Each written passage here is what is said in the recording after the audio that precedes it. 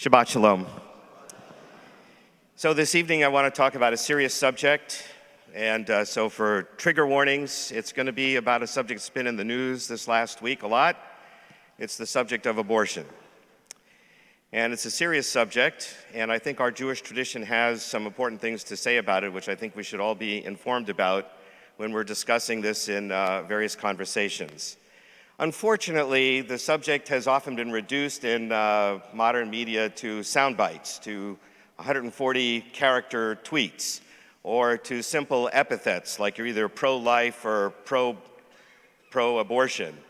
I don't know anybody who's actually pro-abortion. Usually the opposite view is pro-choice, that it's a woman's choice. But in any case, the Jewish tradition is much more nuanced than that. Before we talk about that, I want to remind us all about a movie, one of my favorite movies when I was growing up, 1988. I don't know if you remember this. Starred Jennifer Grey and Patrick Swayze. Dirty Dancing. Okay, so a subplot in the Dirty Dancing movie, in case you forgot, was one of the women who was working at the summer camp got pregnant and had an abortion in 1963 before Roe v. Wade, and therefore had an illegal abortion done by somebody in a back room somewhere and was nearly killed because of it. That was the situation before Roe v. Wade. So just to remind us all of what life was like before then, it was a serious matter. Now, I understand that many people want to say human life begins when the human egg cell is fertilized with the sperm cell. After all, at that point, the cell contains all the genetic requirements to create a human being. And therefore, scientifically, it's claimed, it's proved that this person is a human being. However, the truth is that every single cell in our bodies have all the genetic material required to make a human being, including the cells in my finger. And if I cut off my finger today, I doubt many people would charge me with homicide. I certainly hope not. Now, if you think that's unfair, I just want to point out that the medical scientific community also has different terms for the process of pregnancy. For instance, the fertilized egg is called a zygote. And then by the way, this is something which I don't understand because I didn't go to medical school, but for some reason the medical community decided that pregnancy begins 2 weeks before the egg is fertilized. Does everybody remember this? Yeah, 2 weeks before, because it's based on the woman's period and so on, and so it's not really when the egg is fertilized. So you're 2 weeks into your pregnancy before the egg is even fertilized, and then it's called a zygote. And for the next 2 weeks or 4 weeks, it subdivides into little things. It's a little blob of cells called a blastocyte. Not a very romantic term. It's just a blob of cells, tiny little blob of cells. After that, it becomes an embryo, and it remains an embryo for 8 weeks from fertilization or 10 weeks into the pregnancy. Are you with me so far? So it's 10 weeks into the pregnancy before it's actually called a fetus. Okay, and then the so-called heartbeat rule that the statutes that were recently passed rely on. There's a heartbeat, and so therefore it's a human being. The heartbeat, if you look at it under a microscope, is not actually a heart. It's a little tube of cells that's pulsating. It's electric shock. You know, you can pick it up with our fancy medical equipment, but it doesn't really look like a heart yet.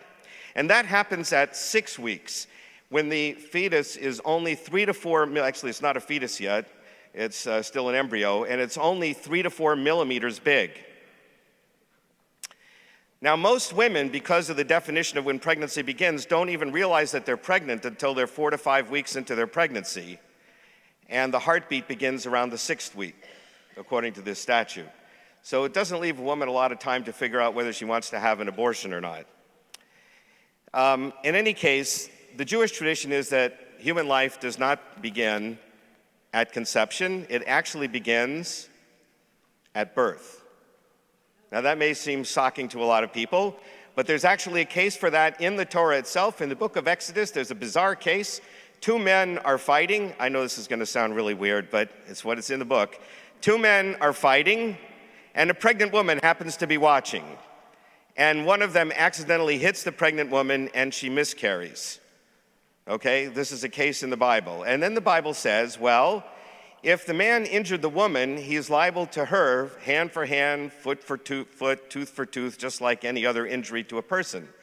But if miscarriage is the only damage that results, he pays a monetary penalty, by the way, not to the woman, but to the father, because it was a patriarchal world. But in any case, the point is it's a monetary compensation for the loss of the potential human life.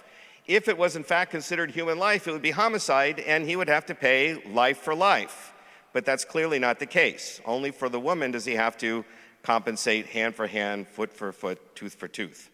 So that's the first case that's found in the Bible. The Mishnah, which of course our tradition is not based strictly on the Bible. We base our tradition on rabbinic commentaries, which are encoded in the Mishnah, which was developed around the year 200 of the Common Era. And the Mishnah presents an even more dramatic case, almost comes out of today's discussions about partial birth abortions. It says, if a woman is giving birth and it looks like her life is in danger, you do whatever you need to do to save her life. And it's pretty graphic about what you need to do. So I'll leave it to your imagination. But you do whatever you need to do to save her life because she is a human being and the emerging baby is not yet human. Once the baby's out, or most of the way out, then it's a question of we don't know which life to save because there's two different lives. So the mission is very clear that it's the moment of birth when a human life begins. However, Judaism's never so simple. It's not a human life, it's not a separate human life, but it is a potential human life. Not only that, but even if we say it's just part of the woman's body, in Judaism we say the bodies, our own bodies, don't belong to us. We're lifetime tenants of our bodies. Our bodies belong to God, and we have to take care of them.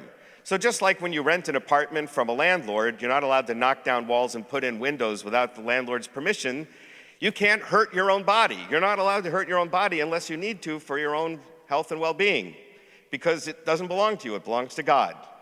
So even though if we want to consider it as part of the woman's body, it's in Jewish tradition, she needs to take care of the potential human life, and it is also potential human life and has a sanctity of its own because of that. But if there's a choice between saving the woman's life or the pregnancy, you save the woman's life.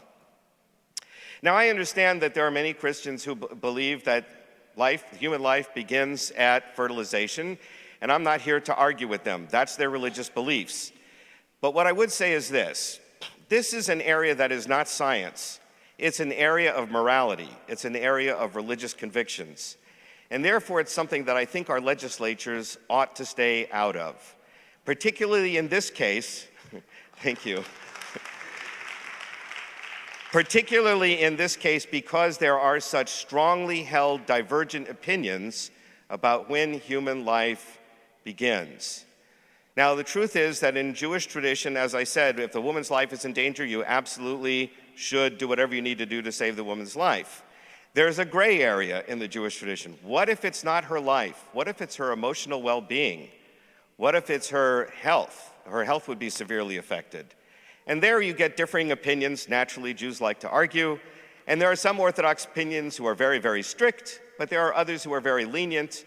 And our movement, the conservative movement and the reform movement, follow the more lenient opinions and say the woman generally should do what she needs to do to protect her life, her health, and her emotional health. And we recommend consulting with a rabbinic authority. And now, of course, we have women rabbis they can consult with as well as men rabbis as well. So that's the general Jewish position. There are about 83% of Jews in the country believe that abortion should not be regulated by the state, or at least mostly generally allowed. 90% of abortions in this country occur in the first trimester. 90% of them occur in the first trimester, in those first few weeks, just so you know. There are a lot of real-life cases, though, where Orthodox women, they were just reported in the Forward. There's a Jewish publication, national Jewish publication in the United States.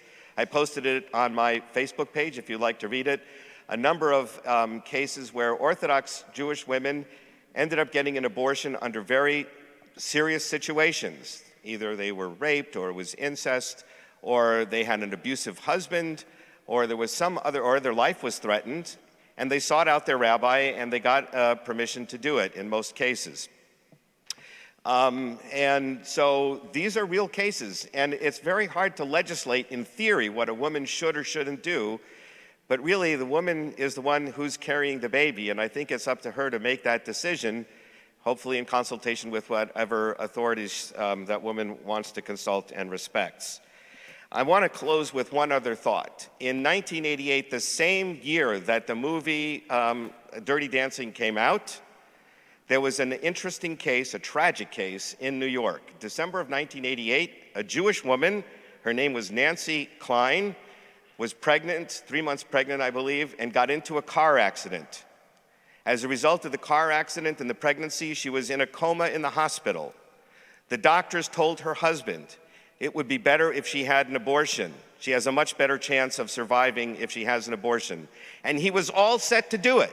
1988, after Roe v. Wade. 2 independent religious zealots somehow found out about this case, went to a judge in New York who was receptive to their argument, and got a temporary restraining order preventing the husband from allowing the abortion. He had to fight that case in court, in 3 different courts, and it held up the process for another couple of weeks before he could actually get the abortion for his wife. She had it, she came out of the coma, but unfortunately the coma also severely affected her mental abilities. It was not a happy ending necessarily, but I just point this out because they actually made a TV docudrama about it called Total Strangers. You can go probably get it somewhere on YouTube. And a shocking case after Roe v. Wade. This was a Jewish woman. If she had gone to her rabbi would have said, you must have an abortion to save your life. And these other religious people, for their own beliefs, prevented it. That's the reason why I think the government should not be trying to legislate this. We should leave it up to the religious authorities and the individual decisions of the people who have to make these very difficult and tragic choices in their life. And so the Jewish opinion is very nuanced, and I think that we have a right to express our views in the public sphere. Shabbat Shalom.